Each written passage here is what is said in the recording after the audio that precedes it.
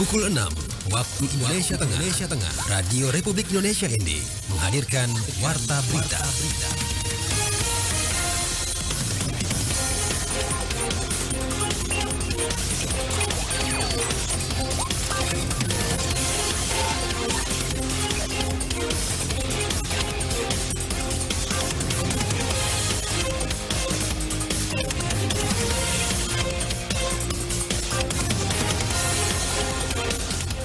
Selamat pagi saudara, Anda mendengarkan Warta Berita Daerah RRI ND edisi Jumat 4 Juli 2025.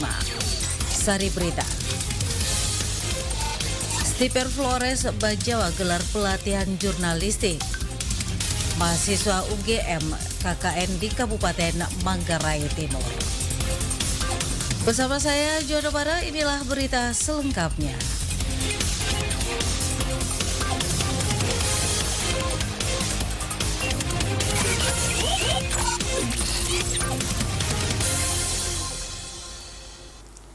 Berita pertama, Sekolah Tinggi Pertanian Flores Bajawa gelar pelatihan jurnalistik bagi mahasiswa serta seluruh sivitas akademika Stiper FB, dan laporan selengkapnya disampaikan Nikolaus Makumeli.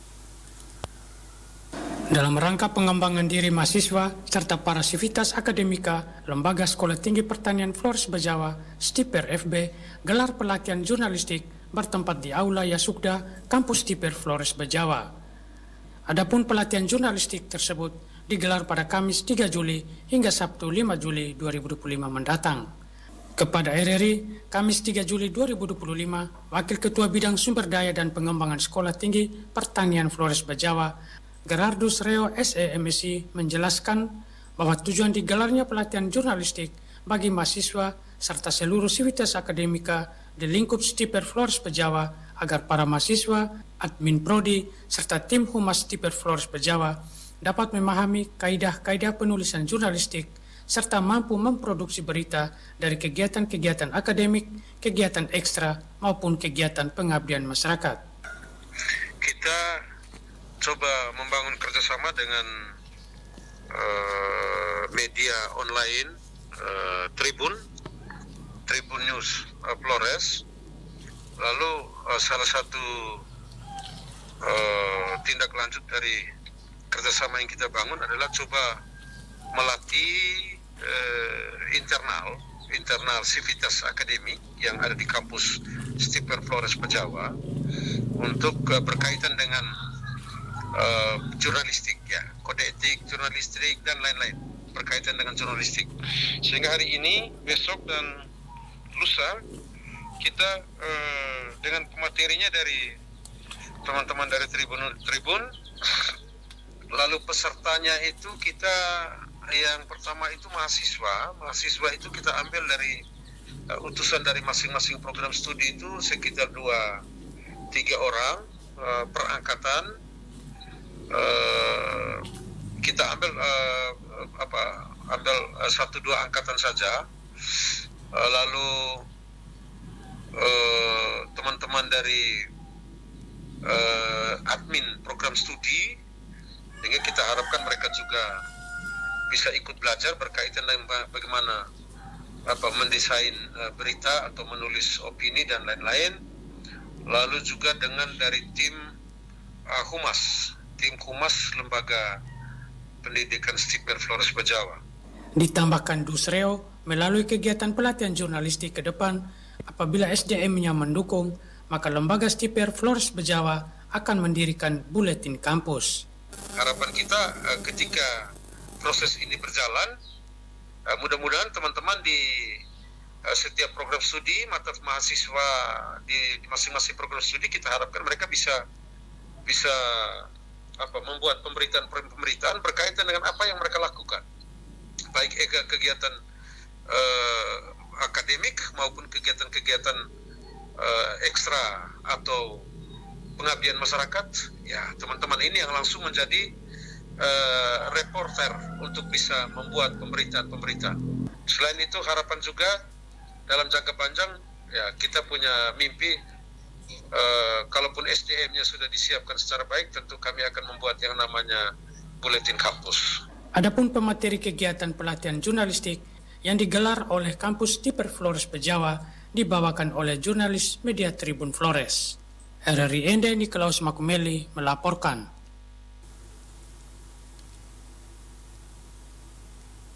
Berita selanjutnya. Sebanyak 29 mahasiswa Universitas Gadjah Mada UGM resmi diterima oleh Wakil Bupati Manggarai Timur pada Selasa 1 Juli 2025. Penyambutan berlangsung di ruang rapat Bupati Manggarai Timur sebagai bagian dari pelaksanaan program Kuliah Kerja Nyata KKN. Laporan Suimam.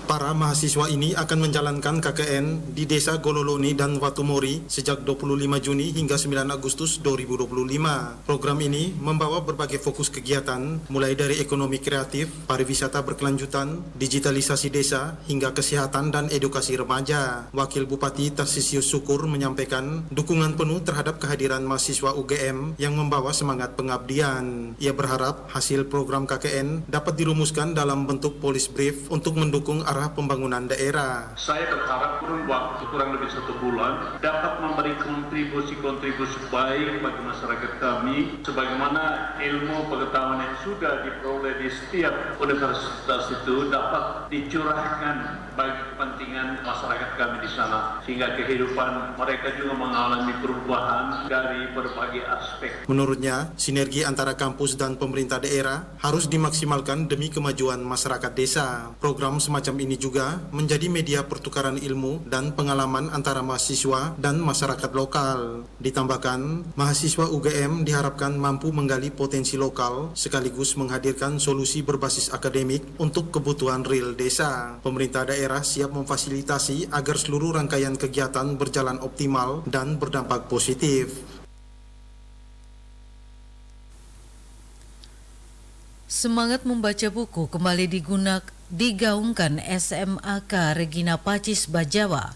Upaya ini menjadi langkah penting untuk mencerdaskan kehidupan bangsa sekaligus menyeimbangkan ketergantungan masyarakat, terutama generasi muda terhadap teknologi digital yang kini kian dominan. Laporan selengkapnya disampaikan Ferry Soo. Semangat membaca buku kembali digaungkan SMAK Regina Pacis Bajawa. Upaya ini menjadi langkah penting untuk mencerdaskan kehidupan bangsa sekaligus menyeimbangkan ketergantungan masyarakat, terutama generasi muda terhadap teknologi digital yang kini kian dominan sekaligus mengurangi ketergantungan terhadap teknologi digital Android yang kini menimbulkan permasalahan baik dari segi kesehatan fisik maupun mental.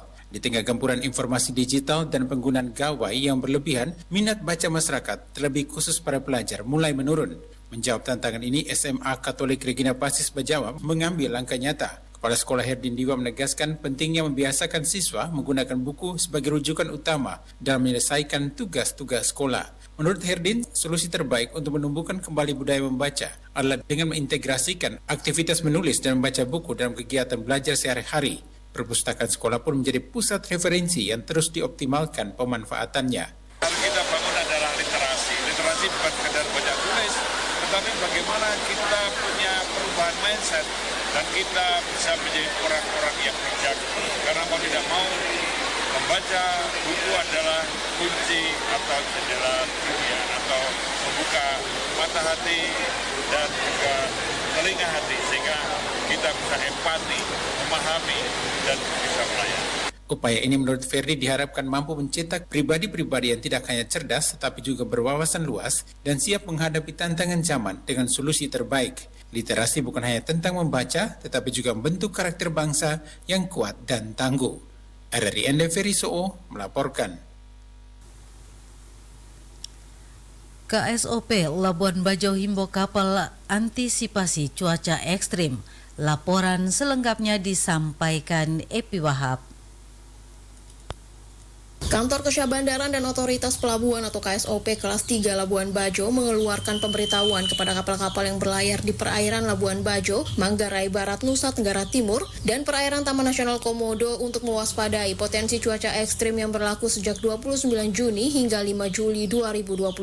Hal ini dikatakan langsung Kepala KSOP kelas 3 Labuan Bajo, Stefanus Risdianto kepada RRI. Yang paling singkat adalah bentuk himbauan berupa notice to mariner yang dipublish di WhatsApp group para nahkoda, WhatsApp grup para insan maritim, kemudian juga dipublish di dalam Instagram KSOP Labuan Bajo yang bisa dengan sangat mudah dibaca oleh semua orang. Kemudian kita merimain kembali potensi daerah berbahaya yang dimasuk di dalam wilayah perairan Labuan Bajo. Kita mendeteksi ada 10 daerah berbahaya sehingga kita mengeluarkan mitigasi bagaimana cara menghindarinya lokasi-lokasi tersebut sehingga menimbulkan satu awareness bagi kapal-kapal untuk dapat menghindari atau melakukan kegiatan manuver yang baik di area-area tersebut. Ia juga menyampaikan agar para nakoda kapal menghindari beberapa perairan yang rawan terjadi kecelakaan, meliputi perairan selatan Pulau Padar, Pulau Rinca, serta Pulau Komodo. Karena perakiraan gelombang tinggi dan angin kencang berdasarkan hasil perakiraan cuaca oleh Badan Meteorologi, Klimatologi, dan Geofisika atau BMKG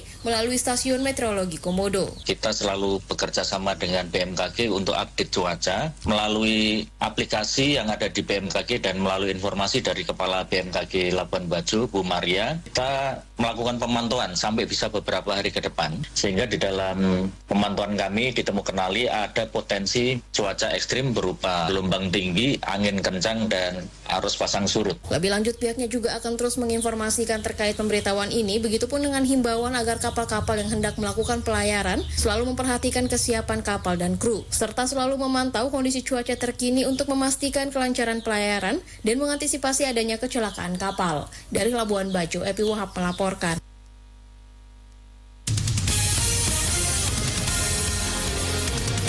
Anda sedang mendengarkan Warta Berita RRI ND. Berita selanjutnya. Dinas Sosial Kabupaten Manggarai meluncurkan inovasi terbaru yaitu website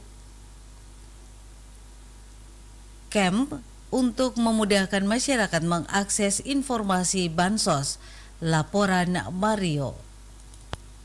Inovasi Campe, cek bansos menggunakan pelayanan elektronik. Dinas Sosial Kabupaten Manggarai meluncurkan inovasi terbaru yaitu website Campe untuk memudahkan masyarakat mengakses informasi mengenai bansos. Dengan website ini, masyarakat dapat melakukan pengecekan status penerima bansos, mengajukan pengaduan, dan mendapatkan informasi tentang program-program bansos, inovasi kegiatan dinas sosial, dan form pengaduan. Kepala Bidang Layanan Sosial Kabupaten Manggarai, Wahyuwati, menjelaskan bahwa website Campe ini dirancang untuk menjawab tantangan akses informasi bansos yang selama ini menjadi permasalahan. Sebenarnya mungkin saya jelaskan sedikit, kalau inovasi Campe, cek bansos menggunakan pelayanan elektronik.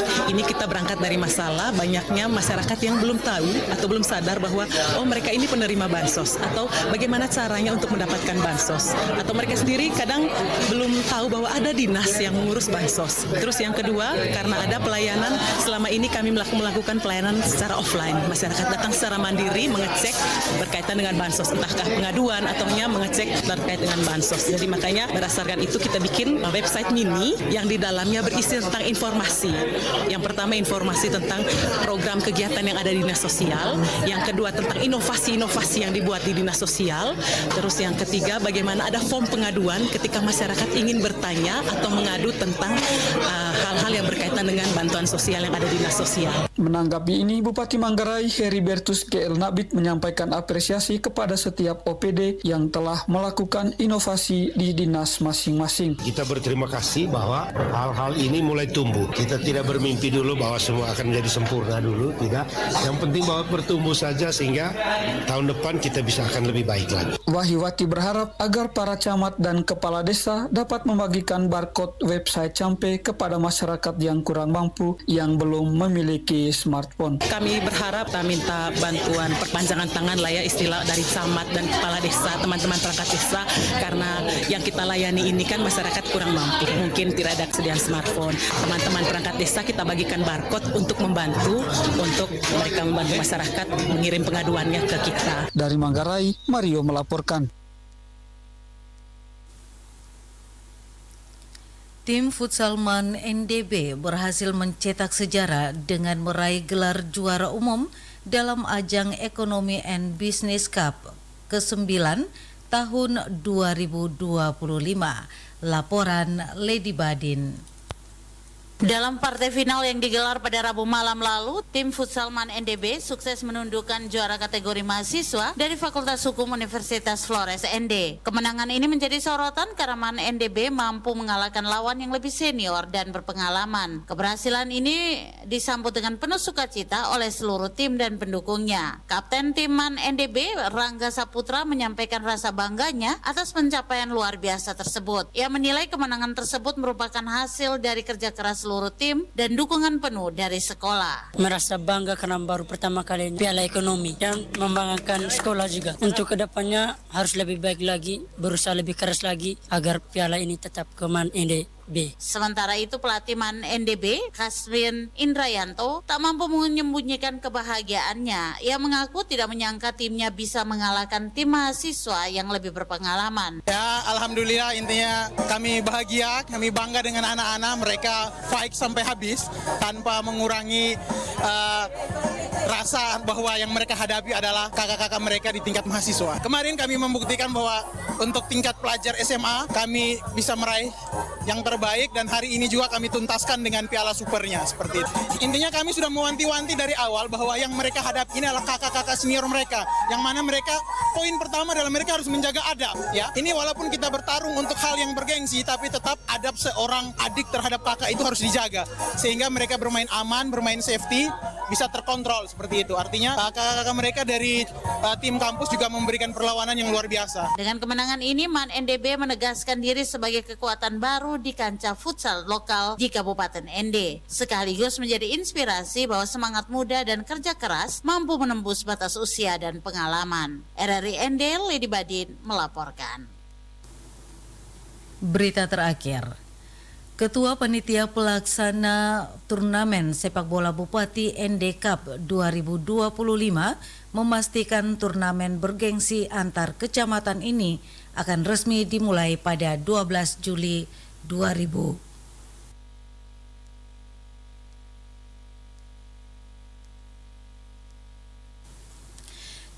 Juli 2025. Laporan Rofinus Wula. Kepastian tersebut disampaikan langsung oleh Albert juga menjabat sebagai PLT Kepala Dinas Pemuda dan Olahraga Kabupaten ND saat ditemui RRI di ruang kerjanya pada Kamis 3 Juli 2025. Menurut Albert, seluruh kecamatan di Kabupaten ND telah menyatakan kesiapannya untuk ambil bagian dalam turnamen tahun ini. Pendaftaran peserta dari 21 kecamatan akan ditutup pada 5 Juli 2025 sebagai batas akhir registrasi yang telah ditetapkan panitia. Ia menjelaskan technical meeting akan dilaksanakan pada 8 Juli 2025 di ruang Garuda Kantor Bupati ND. Rapat teknis ini akan menjadi ajang penyamaan persepsi antar ofisial, tim, serta pembagian grup dan jadwal pertandingan. Kick-off-nya rencana insya Allah tanggal 12 Juli semua kecamatan ikut. Berarti ada 21 kecamatan yang ada di Kabupaten ini diikut sertakan. Kami batas waktu pendaftaran itu tanggal 5 Juli. Tapi nanti bisa ada pelonggaran. Persiapan sejauh ini kami mulai rapat awal itu dengan Bapak Bupati yang langsung membuka acara. Untuk sebelum kick-off, H-1 kita akan laksanakan pawai keliling. Kami rencanakan 21 kecamatan ikut. Kita mulai titik startnya dari kilometer 0, finishnya di stadion. Guna menjamin kelancaran acara, panitia telah menggelar rapat koordinasi khusus bersama Kapolres ND terkait izin keramaian dan keamanan. Rapat yang digelar pada Kamis 3 Juli 2025 juga dihadiri para camat, Satpol PP, serta Dinas Perhubungan Kabupaten ND. Albert menambahkan, satu hari sebelum kick-off atau pada tanggal 11 Juli 2025, panitia akan menggelar pawai keliling kota. Pawai ini akan melibatkan seluruh peserta dari 21 kecamatan dengan titik start di kilometer 0 dan finish di Stadion Marilonga. Pawai sebagai bentuk promosi dan informasi kepada masyarakat bahwa turnamen akan segera dimulai. Ia menyebut pawai akan dimeriahkan dengan atribut khas dari masing-masing kecamatan peserta. Terkait hadiah, panitia telah menyiapkan total 100 juta rupiah untuk para pemenang Dana tersebut akan dibagikan juara 1, 2, 3, 4 serta kategori pemain terbaik dan pencetak gol terbanyak. RRI Enervinus Fula melaporkan. Sekian Warta Berita Daerah RRI ND edisi Jumat 4 Juli 2025. Saya Jona Bara mengucapkan terima kasih.